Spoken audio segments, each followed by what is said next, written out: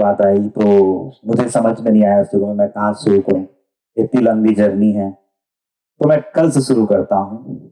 तो कल मेरी मुलाकात हुई ऑफिस में एक इंडियन एयरफोर्स के रिटायर्ड ग्रुप कैप्टन से जो मेरे ऑफिस में आए थे। और मैंने उन्हें देखते ही पहचान लिया कि वो एक डिफेंस से बिलोंग करते हैं। तो मैंने पहले तो उनकी हेल्प की और जैसे ही वो निकलने वाले थे मैंने उनसे पूछा, सर आप कहाँ से रिटायर हुए और क्या करते थे? तो उन्होंने अपने बारे में बताया। फिर मैंने फिर से अपनी जिंदगी रिकॉल कर ली। तो ये बड़ा इत्तेफाक है कि मैं फिर से उस जिंदगी को जिया। उस बारे में मैंने बताया थोड़ा सा हिस्सा कि मैं भी सर एयरफोर्स में सेलेक्टेड था, बट जब ज्वाइन करने की बारी आई तो जब कॉल लेटर आया तो अराउंड मैं 6 सेमेस्टर में था इंजीनियरिंग के, तो 3 साल निकल गए। तब मैंने डिसाइड किया कि अब मैं सीडीएस के थ्रू एंट्री करूंगा डिफेंस में। मई में इंजीनियरिंग मेरी कंप्लीट हुई और जून में 4 जून को एक एक्सीडेंट हुआ जिसमें मेरे दोनों पैर मुझे खोने पड़े। बट वो एक समय था जब लगा कि एक बहुत बड़ा नुकसान हो गया है। पर आज जब पीछे पलट के देखता हूं तो मुझे लगता है कि वो शायद कुछ नहीं था। जो अनुभव मुझे आज मिले हैं वो अनुभव शायद मैं ले ही नहीं पाता। कभी कभी हम महसूस करते हैं कि जो आप कितनी भी मोटिवेशनल किताबें पढ़ लीजिए, सुन लीजिए लोगों को, पर आपको जो वास्तविक जिंदगी और परिस्थिति और जिम्मेदारी आपको अनुभव देती है वो आपको इतनी मोटिवेशनल किताबें पढ़ने से भी ना मिले। तो वो अनुभव मुझे मिला है मेरी अपनी जिंदगी से। मैंने माउंटेनियरिंग, एक्सीडेंट, हॉस्पिटल में बिताए समय और इन कठिन परिस्थितियों में, तो उस अनुभव को मैं आप लोग के बीच साझा करने वाला हूँ। मेरा नाम चित्रसेन साहू है। मैं एक माउंटेनियर हूँ। लोग मुझे माउंटेनियर के नाम से या माउंटेनियर के रूप में मुझे जानते हैं या हाफ ह्यूमन रोबो कहते हैं। पर एक पर्वतारोही के साथ साथ मुझे लगता है मैं बहुत हद तक के जो लोगों को जो संदेह है, जो डिसेबिलिटी को एक संदेह के रूप में देखते हैं, उसको परास्त करने में मैं कामयाब रहा हूं। तो मेरे लिए और समाज के लिए एक बहुत बड़ी बात है। जो एक पर्सनल सेटिस्फेक्शन होता है मुझे इस बात का है। और जो सफर रहा है एक्सीडेंट के बाद, अराउंड 37 दिन में हॉस्पिटल में रहा, 5 मेजर सर्जरीज हुए, 13 दिन आईसीयू में रहा। और इन सब के बीच मैंने लोगों का जो व्यवहार देखा, मतलब मेरे साथ मेरे बहुत अच्छे दोस्त थे। दोस्त बनाना बहुत जरूरी है। तो मेरे कॉलेज के भी लोग थे, दोस्त भी थे। तो वो एक पॉजिटिव चीज मेरे साथ रही। मेरी फैमिली स्ट्रांग मेरे साथ खड़ी हुई थी। बट जब लोग मुझसे मिलने आते थे तो उनका पहला अप्रोच जो होता था वो सिंपैथी का होता था, जो मुझे बिल्कुल नहीं पसंद आता था, क्योंकि मैं उस समय तब भी मैं आगे बढ़ने के बारे में सोच रहा था। और इसके कारण एक तकलीफ मुझे होती थी कि जब कोई व्यक्ति मुझसे वो सवाल पूछे कि क्या हुआ, कैसे हुआ, तो मैं फिर से उसी जोन में चले जाता था। तो इन सब के बीच में हमने सर्च करना स्टार्ट किया कि अब आगे कैसे बढ़ा जाए। आगे बढ़ने के लिए मोस्ट इंपॉर्टेंट स्टेप था कि एक अच्छा प्रोस्थेटिक लेग आपके पास होना चाहिए, जो आपको चलने के साथ साथ जो सामान्य जीवन है उसके साथ साथ एडवांस एक्टिविटी भी आपको करा सके। अब एडवांस एक्टिविटी करने के लिए आपको ऐसा लेग चाहिए जो आपको एनर्जी रिटर्न भी दे। जब एक सामान्य व्यक्ति चलता है, जैसे कि मैं चल रहा हूं, तो सामान्य व्यक्ति जब चलता है तो उनके जो ब्रेन से जो रिफ्लेक्सेस आते हैं सारे, जो उनका नर्व सिस्टम काम करता है, तो ऑटोमेटिक रिफ्लेक्सेस रहता है। बट जब एक पर्सन जो आर्टिफिशियल लेग से चलता है, उनके लेग से उनको खुद पुश करना रहता है। तो जो फुट जो है अच्छा एनर्जी रिटर्न देता है, वो फुट उस व्यक्ति के लिए बहुत अच्छा होता है।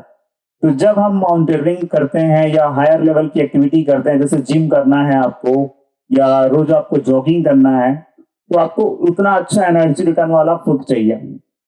एक जो एम्प्यूटी होता है, जो अगर सिंगल एम्प्यूटी है, वो अराउंड 40-45% ज्यादा एनर्जी कंज्यूम करता है एक नॉर्मल व्यक्ति से। सिर्फ चलने की बात कर रहा हूं मैं।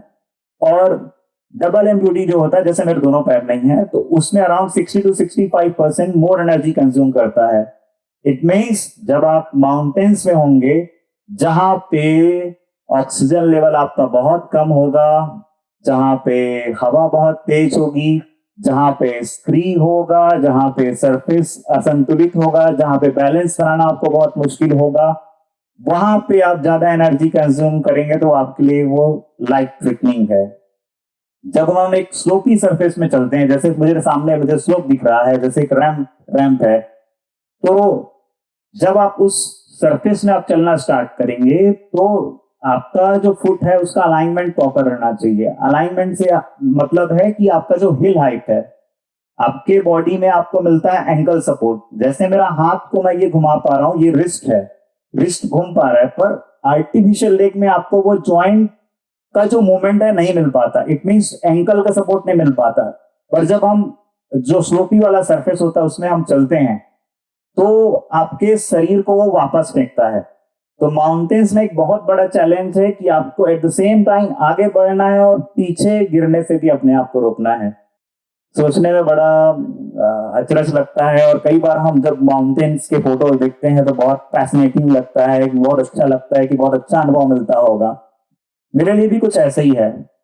एक माउंटेनियर के तौर पे मैं जानता हूं कि जब आप ऐसी परिस्थितियों में जाते हैं जहां पे आपके जिंदगी में बड़े चैलेंजेस आने वाले, जिसको आपने कभी, जिस सरफेस से हम बिलोंग करते हैं, जिस एरिया से, जहां पे हाई एल्टीट्यूड नहीं है, जहां पे कोल्ड वेदर नहीं है, वैसा जहां पे वैसा आप प्रैक्टिस कर नहीं सकते, वैसे रॉक्स यहाँ पे नहीं है।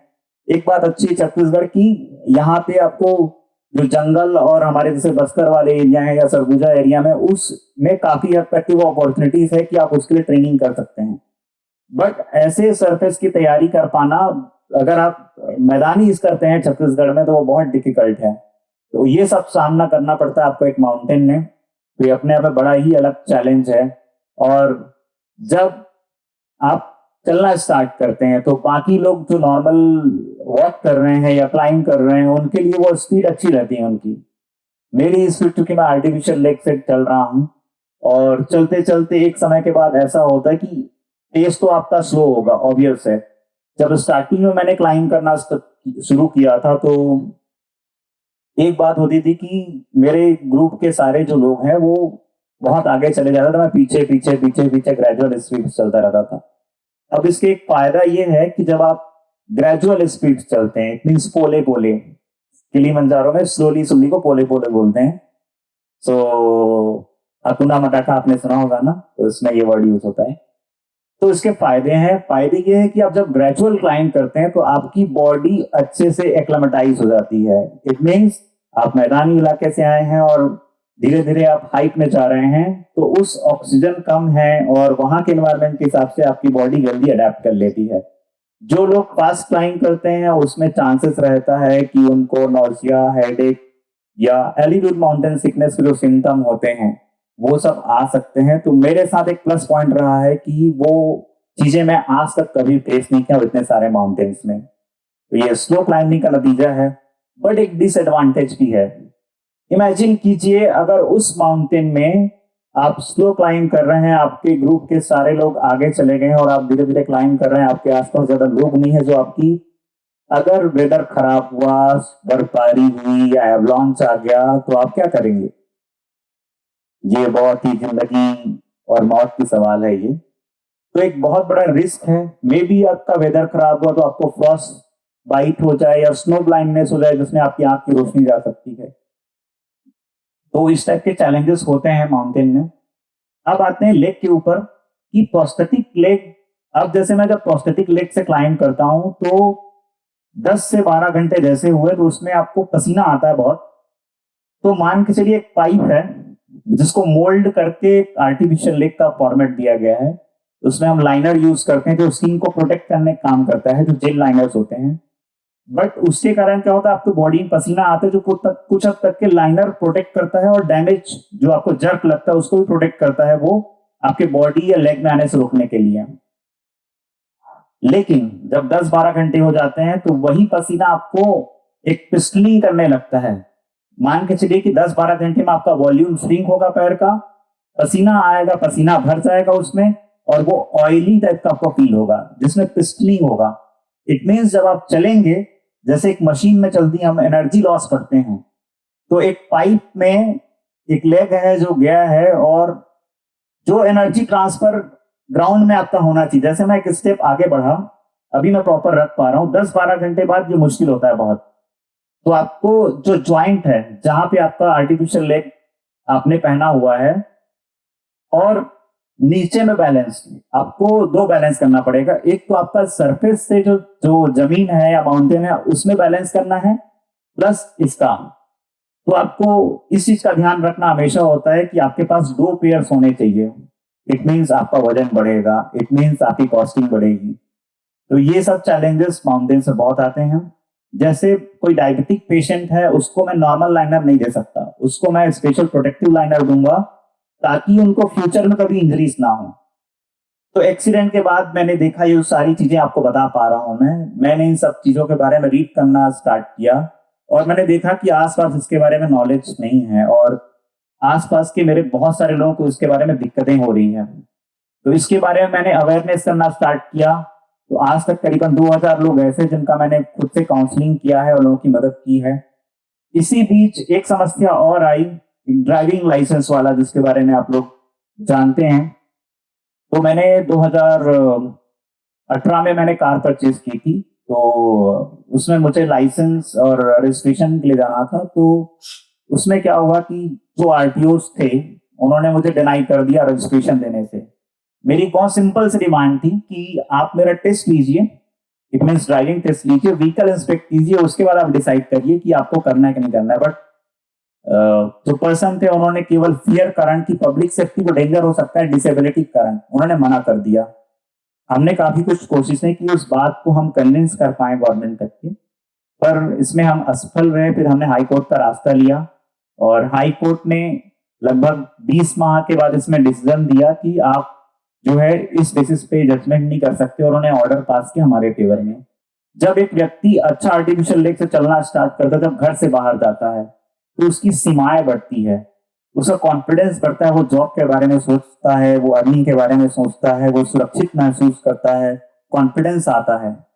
तो समाज में जब तक आप एक किसी वर्ग को, मैं केवल एक डिसेबिलिटी की बात नहीं कर रहा हूं, उसमें हमने बहुत सारी अपनी सीमाएं अपने समाज में हमने बांध रखी है, चाहे महिला हो, चाहे ट्रांस वुमेन हो, ट्रांसजेंडर्स हो, एलजीबीटी कम्युनिटी हो या पर्सन विद डिसेबिलिटी हो।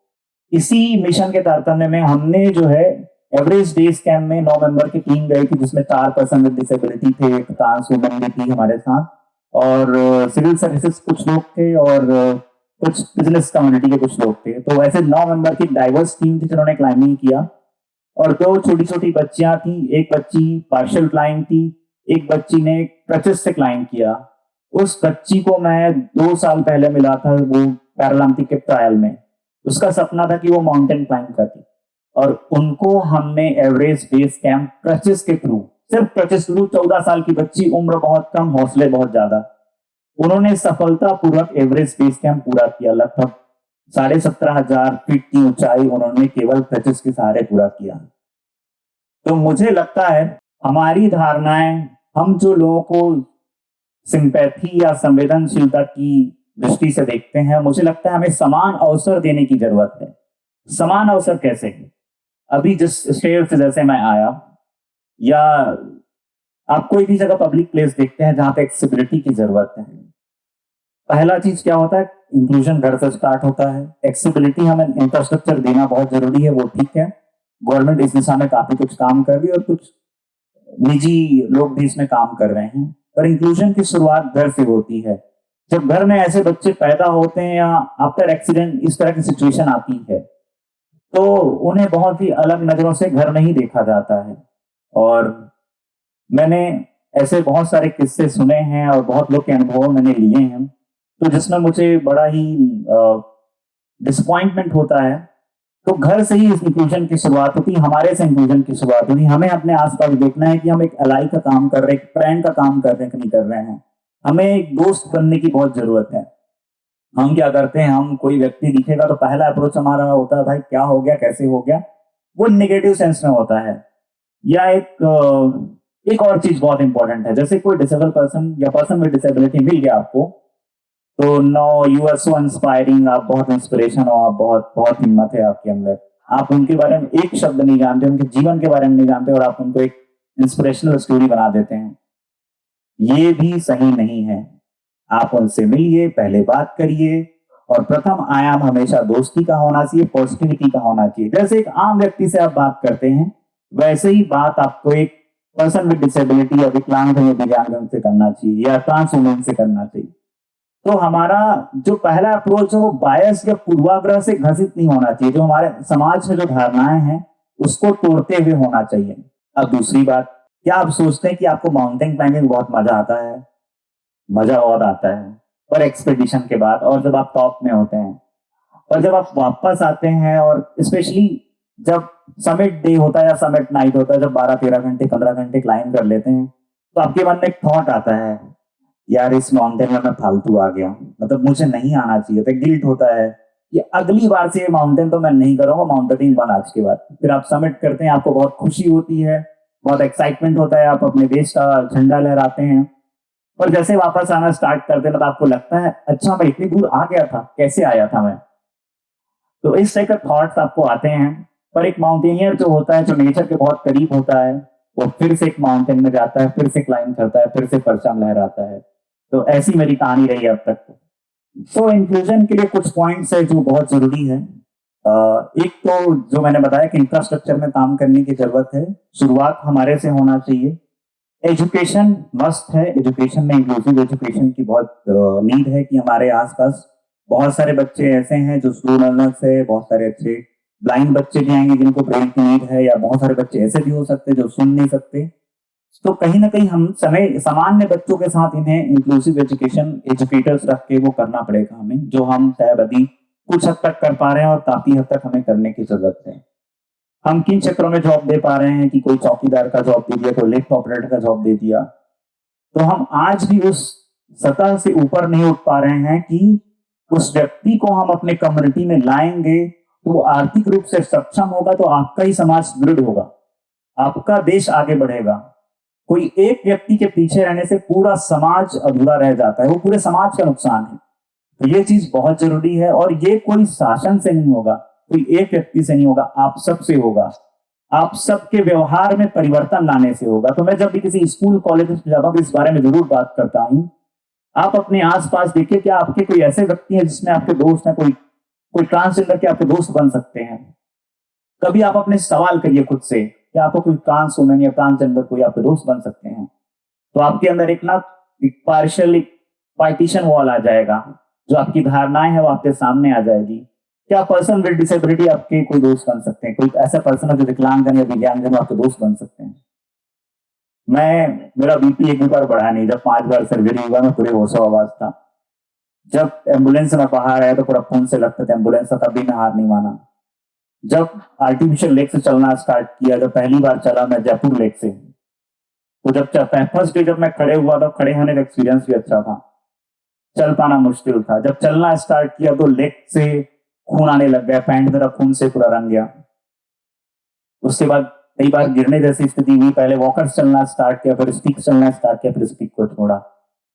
और एम्पुटेशन के बाद चलना आर्ट है, चलना सीखना पड़ता है। मैं अपने भाई को बोलता था, भाई चल के दिखा। चलते कैसे हैं? पहले दिल को रखते हैं हम लोग, फिर सेंटर में ऐसा रखाता है, फिर हल्का सा टो ऑफ होता है। तो चलना भी एक आर्ट है। तो मुझे नहीं लगता कि मैंने जो किलिमंजारो या जितने माउंटेन्स क्लाइंब किए वो मेरी सफलता है। सफलता मेरी ये है जो मैंने छोटे छोटे स्टेप में मैंने सफलता हासिल की है, एक स्टेप बाय स्टेप मैंने कदम रखा। तो मुझे माउंटेन ने यही सिखाया है कि जिंदगी में उतार चढ़ाव लगे रहेंगे, आपको इसे एक सामान्य अनसामान्य हिस्सा मान के आगे बढ़ना है, और ऐसे ही जिंदगी में आप आगे बढ़ सकते हैं। नहीं तो क्या है, जिंदगी संघर्ष से भरी हुई, आपको हर चीज संघर्ष लगेगी, कोई आपके प्लेट में लाके कोई चीज देने वाला नहीं है। तो लाइफ में बहुत सारे उतार चढ़ाव आएंगे, जैसे मेरी जिंदगी में आए हैं। मुझे लगता है हर किसी की जिंदगी में आता है। मुझे पर्सनली ये भी फील होता है कि हर किसी की जिंदगी में एक फिल्म बनाई जा सकती है। कभी आप अपने बारे में, संघर्ष के बारे में सोचिए कि आपने क्या क्या स्ट्रगल किया है। तो जब कठिन समय आता है तो हमें ये याद करना बहुत जरूरी है कि हमने क्या क्या कठिन चीजें जिसको हमने पार कर लिया है।